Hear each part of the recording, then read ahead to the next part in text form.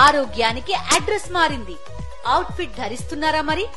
పూర్తి వివరాలకు చదవండి రేపటి సాక్షి దినపత్రిక. ఇక రాధాకృష్ణ స్టే తెచ్చుకున్నప్పటి నుంచి బొడమేరు డైవర్షన్ ఛానల్ విస్తరణ పనులు నిలిచిపోవడం ఇప్పుడు విజయవాడ కొంప ముంచింది. ఎస్, అదే కారణమైంది. నగరాన్ని వరద పోటెత్తింది. అంటే చంద్రబాబు తన స్వార్థం కోసం, తన వాళ్ళ కోసం ఎంతకైనా తెగిస్తారని, ప్రజల ప్రాణాలను వాళ్ళకి ఎంత కష్టం వచ్చినా, వాళ్ళకి ఎంత నష్టం వచ్చినా పట్టించుకోడన్న విషయం మరోసారి తేట తెల్లమైంది.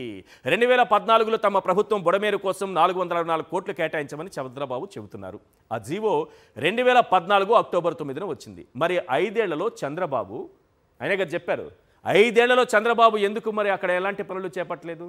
దీనికి సమాధానం ఉండదు. తానే గొప్పగా చేయాలనుకున్నానని, జీవోలు ఇచ్చానని చెప్పారు. మరి 5 ఏళ్ళు ఎవరు అడ్డుకున్నారు? రాధాకృష్ణ గారు అడ్డుకున్నారా? ప్రజలు అడ్డుకున్నారా? జగన్మోహన్ రెడ్డి గారు అడ్డుకున్నారా? ఇంకెవరైనా అడ్డుకున్నారా? ఎందుకు పనులు చేయలేదు? దీనికి సమాధానం రాదు. నువ్వు చేస్తానంటే ఎవరైనా అడ్డుకున్నారా చంద్రబాబు అని ఈరోజు ప్రజలు ప్రశ్నిస్తున్నారు. నువ్వు ఒక్క పని కూడా చేయకుండా ఏ రకంగా జగన్మోహన్ రెడ్డి గారిని ప్రశ్నిస్తారు అని ప్రజలు ప్రశ్నిస్తున్నారు. చంద్రబాబు ముఖ్యమంత్రిగా ఉన్న కాలంలో కూడా బొడమేరు పొంగి విజయవాడను ముంచెత్తింది.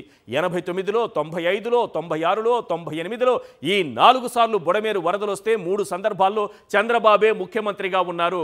మరి 14 ఏళ్ల ముఖ్యమంత్రి గారు బొడమేరు వల్ల జరిగేటటువంటి ఉపద్రవం గురించి ఎందుకు ఆలోచించలేదనేది ఇప్పటికైనా ప్రజల ముందుకొచ్చి నిజం ఒప్పుకోవాలి. ఇప్పటికైనా ఒప్పుకోవాలి. ఇన్ని ఆధారాలు కనిపిస్తున్నాయో చూడండి. విజయవాడ నగరం వైపునకు బొడమేరు నీళ్లు మళ్లించారు. ఎందుకు మళ్లించారు? ఆ నీరు కృష్ణా నదిలోకి వెళితే నీటి మట్టం మరింత పెరిగి చంద్రబాబు నాయుడు గారి ఇల్లు మునిగిపోతుంది. అందుకనే విజయవాడ నగరం వైపునకు మళ్లించారా లేదా? ముందుగా దీనికి చంద్రబాబు నాయుడు గారు సమాధానం చెప్పాలి. షట్టర్లు ఎత్తడమే కొంప ముంచిందని ఈనాడు దినపత్రిక రాసింది సార్. ఏ రోజు? సెప్టెంబర్ 3, 2024 ఈనాడు దినపత్రికలో వచ్చినటువంటి వార్త ఆధారంగా ఈరోజు ప్రజలు ప్రశ్నిస్తున్నారు చంద్రబాబు నాయుడు గారిని. అయ్యా చంద్రబాబు నాయుడు గారు, ఎక్కడెక్కడ వర్షపాతం పడిందన్న విషయం తెలిసి విజయవాడ ప్రజలను ఎందుకు అప్రమత్తం చేయలేదు? బొడమేరు గేట్లు ఒక్కసారిగా ఎత్తివేయాలనే నిర్ణయం తీసుకునేది ఎవరు? ఆ నీరు కృష్ణానదిలోకి వెళితే నీటి మట్టం మరింత పెరిగి మీ ఇల్లు మునిగిపోతుంది. అందుకనే విజయవాడ నగరం వైపు ప్రజలను ముంచడానికి మళ్లించారా లేదా? దీనికి మీరు సమాధానం చెప్పండి అని ప్రజలు ప్రశ్నిస్తున్నారు. రైట్, ఇంకా చాలా అంశాలు ఉన్నాయి. ఇక్కడ చూడండి, తన ఇల్లు ఏం మునిగిపోలేదని ఒకరోజు అంటారు. నా ఇల్లు మునిగితే ఏంటి, మునకపోతే ఏంటి, అంతా మునిగినప్పుడు నా ఇల్లు మునిగిపోతుందని అంటారు. నేను ఇల్లు మునిగిపోయిందని కాదు, ప్రజల కోసం కలెక్టర్ ఆఫీస్లో కూర్చొని నేను రివ్యూలు చేస్తున్నానని ఒకసారి అంటారు. అయ్యా, ఎవరైనా సరే మీ ఫ్యామిలీ మెంబర్స్ ఒక్కరైనా సరే ఆ ఇంట్లో ఉన్నారా? మీ ఇల్లు మునగలేదే అని అనుకుందాం. ఒక్కరైనా ఉన్నారా? ఆ ఇంట్లో ఎవరు లేరే, ఎక్కడోళ్ళు అక్కడ పారిపోయారు కదా. మీరు ఒక చోట, లోకేష్ గారు ఒక చోట, కుటుంబ సభ్యులంతా హైదరాబాద్లో. ఇప్పుడు మీ ఇల్లు చూడండి ఒకసారి. కరకట్ట వద్ద చంద్రబాబు ఇల్లు మునక్కుండా ఉండాలనే ఉద్దేశంతో బుడమేరు వద్ద ఉన్న వెలగలేరు రెగ్యులేటర్ గేట్లు అర్ధరాత్రి తర్వాత ఎత్తేశారు. ఈ వరద ఇటువైపు వస్తోందని, కృష్ణానది వైపు వస్తోందని బొడమేరు గేట్లు ఎత్తే అది కృష్ణాలో కలవకుండా డైరెక్ట్గా విజయవాడలో ఉన్నటువంటి అనేక ప్రాంతాలను ముంచేస్తుంది. కాబట్టి ఇక్కడ మన ఇల్లు సేఫ్గా ఉండాలంటే బొడమేరు గేట్లు ఎత్తేయాలి. ప్రజలకు కనీస సమాచారం కూడా ఇవ్వలేదు. భారీ వర్షాల నేపథ్యంలో ప్రజలను సురక్షిత ప్రాంతాలకు, రిలీఫ్ సెంటర్లకు తరలించాల్సినటువంటి బాధ్యతను కూడా ఈ ప్రభుత్వం విస్మరించింది. హోం, రెవెన్యూ, ఇరిగేషన్ సెక్రటరీలను అప్రమత్తం చేయకుండా చంద్రబాబు నిర్లక్ష్యం ప్రదర్శించారు. దీంతో విజయవాడ నగరం నిండా మునిగేందుకు చంద్రబాబు ప్రత్యక్షంగా బాధ్యులయ్యారు. ఫలితంగా అన్యాయంగా 50 మందికి పైగా వరద బాధితులు ప్రాణాలు కోల్పోవడానికి కారకులయ్యారు. ఆ సంఖ్య ఇప్పుడు 70కి పైగా పెరిగిందంటున్నారు. సముద్రంలోకి కొట్టుకుపోయినటువంటి ఆ మృతదేహాల లెక్క కూడా తేలిన తరువాత వందల సంఖ్యలోకి ఇది వెళ్ళేటటువంటి ప్రమాదం కూడా కనిపిస్తోంది. వైఫల్యాల నుంచి తప్పించుకోవడానికి క్షుద్ర వ్యూహాలు, క్షుద్ర రాజకీయం అంటే ఎవరు చేయగలరు? ఈ దేశంలో క్షుద్ర రాజకీయం అనే ఒక పదం ఉంది. ఆ క్షుద్ర రాజకీయం చేసేటటువంటి వ్యక్తి ఎవరు అంటే ముందుగా అందరికీ గుర్తొచ్చేది ఈ రాష్ట్ర ముఖ్యమంత్రి గారు. క్షుద్ర రాజకీయాల్లో ఆయనకు మించిన వారు లేరు అన్నటువంటి ప్రశంసలు ఆయన అందుకుంటున్నారు. అదే ఆయనకు దక్కినటువంటి ప్రశంస. ఎందుకో చెబుతాను వినండి. విజయవాడ వరద వైఫల్యం నుంచి, జనాగ్రహం నుంచి తప్పించుకునేందుకు చంద్రబాబు రోజుకో క్షుద్ర విద్య ప్రదర్శిస్తున్నారు. వరద కారణంగా బోట్లు కొట్టుకొచ్చిన ఘటనకు కుట్ర కోణాన్ని ఆపాదించడానికి చాలా ప్రయత్నాలు చేశారు. జగన్మోహన్ రెడ్డి గారు బోట్లు పంపించారంట, అది వచ్చి ఢీకొనిందంట, గేట్లు మొత్తం కూలిపోతుందంట, ఏది ప్రకాశం బ్యారేజ్ మొత్తం పోతుందంట, గేట్లన్నీ విరిగిపోతాయట. చంద్రబాబు నాయుడు గారు చెప్పే కట్టుకథలు. చంద్రబాబు నాయుడు గారు క్షుద్ర రాజకీయం ఏ రకంగా ఉంటుందో చూడండి. ఎల్లో మీడియా ద్వారా ముందస్తు ప్రచారం చేయించారు. దీనిపైన చంద్రబాబు ఆదేశాలపై కోమటి రామ్మోహన్, ఉషాద్రి అనే వ్యక్తులను పోలీసులు అరెస్ట్ చేసి ప్రస్తుతం విచారణ చేస్తున్నారు, వారిని వేధిస్తున్నారు, ఏదో ఒకటి చేస్తున్నారు. అయితే ఇక్కడ అంశం ఏంటంటే కొట్టుకొచ్చింది 5 బోట్లు సార్. 5 బోట్లు కొట్టుకొస్తే 3 బోట్ల పైన కట్టు కథలల్లారు. మిగిలిన 2 బోట్లు ఏమయ్యాయి? ఎవరివా 2 బోట్లు? ఒకరు నాగమల్లేశ్వరి సంథింగ్, అదే పేరుండొచ్చు. దాంట్లో పోలీస్ రిపోర్ట్లో క్లియర్గా ఉంది కమ్మ అని. వాళ్ళు క్యాస్ట్తో సహా అడ్రస్తో సహా అన్నీ రాస్తారు కాబట్టి సరే ఆమెను పక్కన పెడదాం. తప్పు లేదేమో వదిలేద్దాం. తప్పు ఉందని నేను డిక్లేర్ చేయలేను, నేను డిసైడ్ చేయట్లేదు, వదిలేద్దాం. ఇంకొకరు కరి నరసింహస్వామి ఎవరో ఉన్నారు. ఆయనకి రాజకీయాలతో సంబంధం లేదు కానీ బీజేపీ నాయకులతో చాలా బాగా కలిసి తిరుగుతారట. మరి వారిని ఎందుకు అరెస్ట్ చేయలేదు? ఇక్కడ టీడీపీ నాయకులు, మీ టీడీపీ నాయకులే ఎప్పుడో ఎక్కడో వైఎస్ఆర్సీపీ నాయకులకి బీరకాయ పీచు సంబంధం ఉందని అంటగట్టి అరెస్ట్ చేశారు కదా. మరి 5వ పడవకు సంబంధించినటువంటి వ్యక్తిని బీజేపీ నాయకులతో సంబంధాలు ఉన్నాయని మీరే చెబుతూ మరి ఆ విషయంలో ఎందుకు యాక్షన్ తీసుకోవట్లేదు? ఆ విషయంలో ఎందుకు చర్యలు తీసుకోవట్లేదు? ఇక్కడ చూడండి చాలా క్లియర్గా అరెస్ట్ అయినటువంటి బోట్ల యజమాని ఉషాద్రి ఎవరితో ఉన్నారు? ఫస్ట్ ఫోటో చూడండి, మన లోకేష్ గారితో, మన మంత్రి గారితో వారిద్దరూ ప్రేమించుకుంటున్నటువంటి దృశ్యాలు మనం చూడొచ్చు. ఇక రెండో వ్యక్తి రామ్మోహన్ పేరు చెప్పి అదే రామ్మోహన్ తలశిల రఘురాముకి బంధువు. వీళ్ళిద్దరూ కమ్మ, వాళ్ళిద్దరికి వైఎస్ఆర్సీపీతో సంబంధం ఉందని చంద్రబాబు నాయుడు గారు ఒక బీరకాయ పీచు సంబంధాన్ని అంటగట్టే ప్రయత్నం చేశారు కదా. అదే రామ్మోహన్తో చంద్రబాబు నాయుడు గారు ప్రేమించుకుంటున్నటువంటి, రామ్మోహన్ చంద్రబాబు నాయుడు గారు ఇద్దరూ ప్రేమించుకుంటున్నటువంటి ఫోటో కూడా మనం చూడొచ్చు.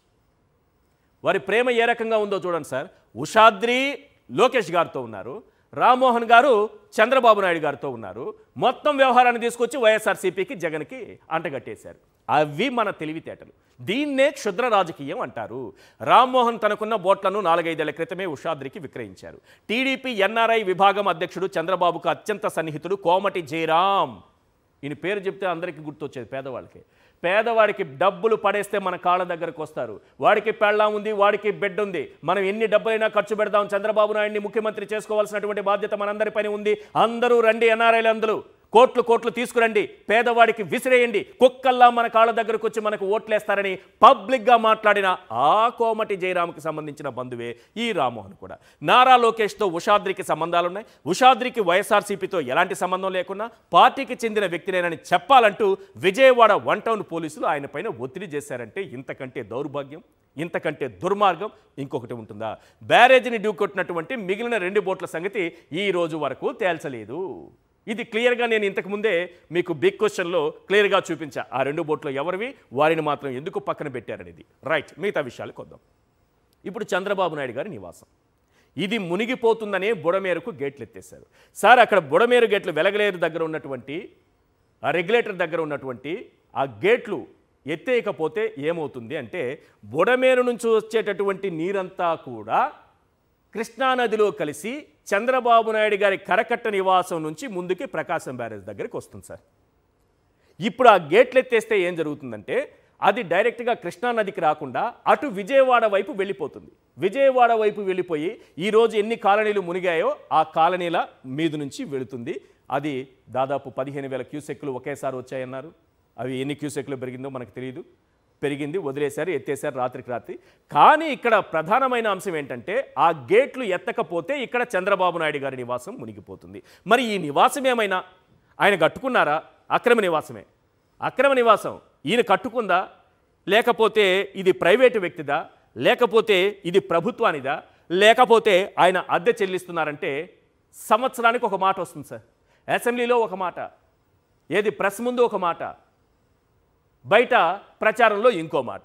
ఇక్కడ ఏమంటారంటే చాలా ఆసక్తికరమైనటువంటి అంశం ఏంటంటే చంద్రబాబు మాత్రం ఇంటిపై రకరకాలుగా మాట మారుస్తూ వచ్చారు. ఇంటిని పూలింగ్ కింద తీసుకున్నామని ఒకసారి, పూలింగ్ కింద రాజధానిలో అది తీసేసుకున్నామని ఒకసారి, అద్దెకు ఉంటున్నాము, అద్దె కడుతున్నామని ఇంకోసారి, తనదే అని ఇంకోసారి మీడియా సాక్షిగా చంద్రబాబు ప్రకటించారు.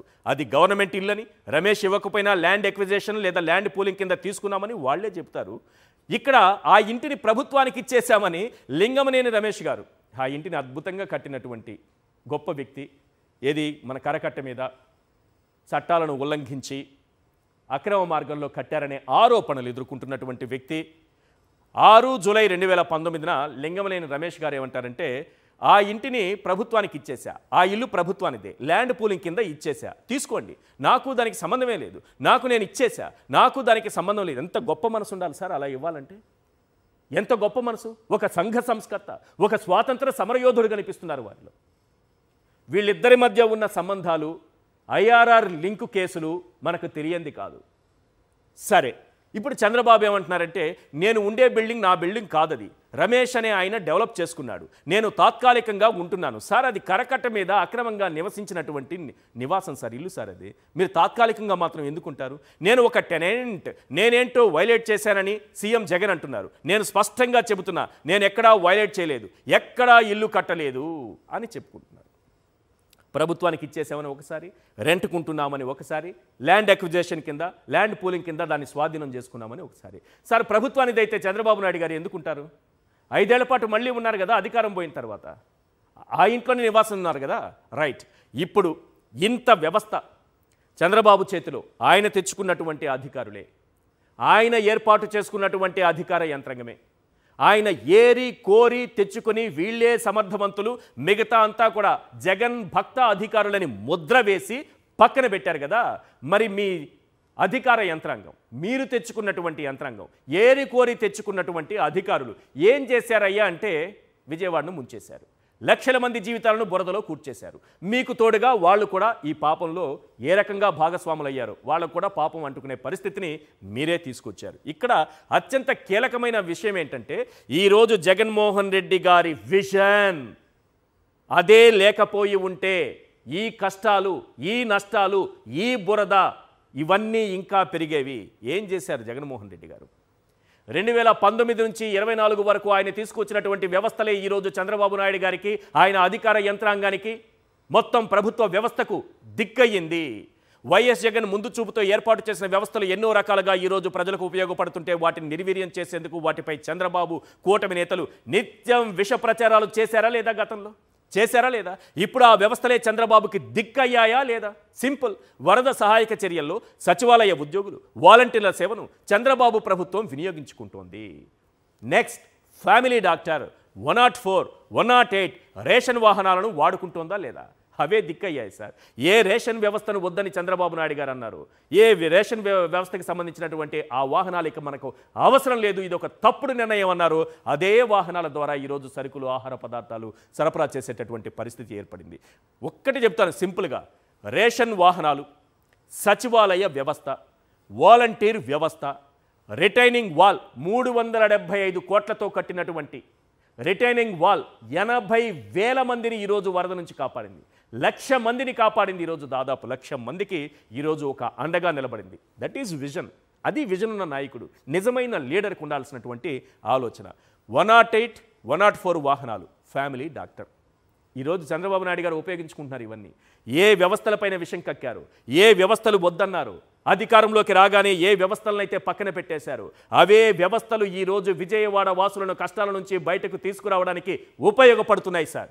నెక్స్ట్, ఈ రక్షణ గోడ కట్టకుండా ఉంటే ఏమయ్యేది? వైఎస్ జగన్ ముందు చూపుతో నిర్మించినటువంటి రిటైనింగ్ వాల్ కారణంగా రాణిగారి తోట, రామలింగేశ్వర్ నగర్, యనమల కుదురు పరిసర ప్రాంత వాసులు వరద నీటి నుంచి రక్షణ పొందగలిగారు. ఏటా కృష్ణకు వరద వచ్చినప్పుడల్లా ఈ ప్రాంతవాసులు ప్రాణాలను గుప్పెట్లో పెట్టుకుని జీవించేవారు. దశాబ్దాల నిరీక్షణ తర్వాత వైఎస్ జగన్ ప్రభుత్వం రక్షణ గోడ నిర్మించడంతో వరద నీటి నుంచి ఈ ప్రాంతాలకు ఊరట లభించింది. దీనికి కూడా తనఘనతగా, దీన్ని కూడా ఆయన మళ్ళీ తనఘనతగా కట్టింది ఎవరు సార్? అక్కడున్న వాళ్ళందరికీ తెలుసు, ప్రజలందరికీ తెలుసు. ప్రజలందరికీ తెలిసినప్పటికీ కూడా దీనిపైన కూడా అసత్య ప్రచారం చేసినటువంటి ఏకైక నాయకుడు మన ముఖ్యమంత్రి గారు. నేనే కానీ ఆలోచన చేయకుండా ఉంటే ఈరోజు ఈ రిటైనింగ్ వాల్ వచ్చి ఆయన ఆలోచన చేశారట, అందువల్ల జగన్మోహన్ రెడ్డి గారు కట్టారట. ఆయన ఆలోచన చేయకుండా ఉంటే ఆయన కట్టేవారు కారట. నేను ఆలోచన చేశాను కాబట్టే ఈరోజు రిటైనింగ్ వాల్ వచ్చింది, 1,00,000 మంది జీవితాలు బురద పాలు కాకుండా కాపాడగలిగిందని చంద్రబాబు నాయుడు గారు చెప్పుకుంటున్నారు. ఓపెన్గా చెప్పారు. ఇంకా సోషల్ మీడియాలో అయితే అబద్ధాలు ప్రచారం చేయడం ఆ పార్టీకి సంబంధించినటువంటి సోషల్ మీడియాకు వెన్నతో పెట్టిన విద్య మనందరికీ తెలుసు. అది కూడా హెరిటేజ్ వెన్నతో పెట్టిన విద్య కాబట్టి వాళ్ళు చాలా సింపుల్గా తమ సోషల్ మీడియాలో ఈ రిటైనింగ్ వాల్ కట్టింది, చంద్రబాబు నాయుడు అని ప్రచారం చేసుకుంటున్నారు. కానీ వాస్తవం ఏంటో ప్రజలకు బాగా తెలుసు. ఇది క్లియర్గా అర్థమవుతోంది. మనకు ఆగస్టు 28న ఐఎండి ఇచ్చినటువంటి హెచ్చరిక నుంచి ఈ రోజు వరకు, ఈ క్షణాని వరకు, ఈ క్షణంలో, ఈ సమయంలో కూడా ఇప్పటికీ బురదలో కూరుకుపోయారంటే ఈ మధ్యకాలంలో ఏం జరిగిందో నేను క్లియర్గా వివరించాను. చంద్రబాబు అసమర్థత, చేతగానితనం, నిర్లక్ష్యమే 4 లక్షల మంది జీవితాలను బురదలో ముంచేసింది. ఆ పాపాన్ని బుడమేరు నీటిలో కడిగేసేందుకు రాధాకృష్ణ కట్టుకథలు, తప్పుడు ప్రచారాలు చేస్తున్నారు. ఒక్కటి మాత్రం నిజం, జగన్ జగన్ జగన్ జగన్ జగన్ జగన్ జగన్ జగన్, ఎక్కడ ఏం జరిగినా జగన్ జగన్ జగన్. 3 నెలలుగా చంద్రబాబు చేస్తున్న భజన ఇది. బుడమేరుకు గేట్లు ఉన్నాయో లేదో తెలియని వ్యక్తి, బుడమేరుకు గేట్లు లేవని ప్రచారం చేసిన వ్యక్తి, తన కరకట్ట నివాసం మునగకుండా బుడమేరు గేట్లు ఎత్తి మిమ్మల్ని బురదలో ముంచేసిన వ్యక్తి, ఏలేరు స్కామ్లో కోట్లాది రూపాయలు దోచేశారన్న ఆరోపణలు ఉన్న వ్యక్తి, ఏలేరు వరదను పట్టించుకోని వ్యక్తి, వేల ఎకరాల్లో పంటలను నీట ముంచేసిన వ్యక్తి మన ముఖ్యమంత్రి కావడం మన మహద్భాగ్యమా, దౌర్భాగ్యమా? ప్రజలే నిర్ణయించే రోజులు దగ్గర పడ్డాయి. ఇది మాత్రం గన్ షాట్.